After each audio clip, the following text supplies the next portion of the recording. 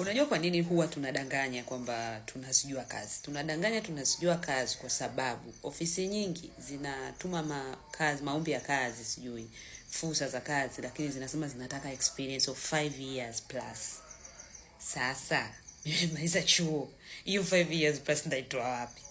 Zinakwambia zinataka wewe unajua software accounting, zinakwambia wewe unajua Excel, wewe unajua kuandika ripoti, wewe unajua, yani wewe hivyo vyote wewe hujui, yani hujui. Yani hata fursa hujai kupata ya kuweza kujifunza software. Yani unajua zipo na software zinafundishwa kwa pesa. Sasa unajikuta huna pesa, umemaliza chuo huna pesa kwenda kujifunza hiyo software. At least sasa hivi tunasema kuna YouTube, kuna AI, vitu vimerahisishika kwa unaweza kufanya self learning. Kwa sasa hivi ujue visingizio mtapunguza. Sisi wenzenu zamani hivyo vitu vilikuwa havipo kwa asilimia kubwa. Kompyuta yenyewe, laptop hizi laptop hizi ilikuwa, yani wengine tumeanza kuzimiliki sijui uko chuo mwaka wa mwisho, mwingine umemaliza chuo unaenda kukutana nao ofisini. There is no way utajua kuitumia kwa uzuri. So kwamba kinachotakiwa kuandikwa mle ukijui, lakini how to write it kwa kutumia kompyuta, yani the means, the infrastructure ni kitu kipya kwako. Kwa kinakuia vigumu. Tulikuwa tunadanganya tunajua ili mtuite na mtupe hizo kazi. Ndio hayo mambo ambayo tunadanganyaga sisi ni expertise in Excel. Wakati Excel bwana ni kozi inayojitegemea kubwa kabisa ambayo ina mambo yake mengi mno. Unadanganya tu kwa sababu umesikia pale wanataka advanced Excel personnel. Wewe unaenda.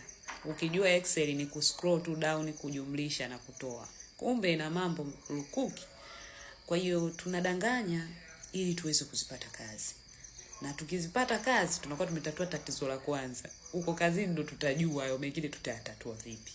Kwa kibishi tunaenda huko kazini tunapambana, yani ndo utapambana kibishi. Yani takiwa akili yako ichangamke. Kwa sababu ukidanganya alafu kawa hujui wanakufukuza. Mimi nishai kumuona mtu alikuwa ni programmer, I think that person. Alifanya kazi kwa mwezi mmoja lakini performance wakaona sio. Mimi nilikuwa sijui vitu anavyofanya kwa sababu mimi sio programmer. Ila yule bosi alisema hajui huyo mtu kazi. Sasa akamaliza mkataba wake within a month, yani akamlipa kitu chake akamwambia aende. So hizi mambo na maana CV imeshiba. Alafu ukifika ofisini wakakuona hujui. Kwa hiyo ukidanganya pale kwenye CV, hakikisha unaenda kujifunza. Sasa hizi hamna excuse. Kwa danganyeni sawa kwenye CV zenu, lakini hakikisheni vile mnavidanganya mnaenda kujifunza.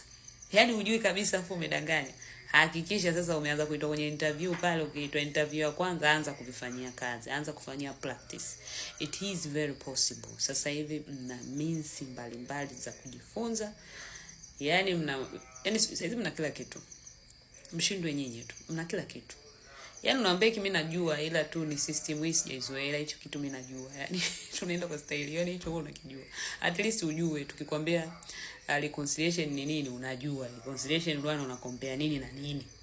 Ila utaenda kukompea kupitia nini pale ndio ujue. Kuna wengine wanafanya reconciliation kupitia Excel. Umeelewa? Kuna wengine wanafanya kazi kwa system na system ziko tofauti.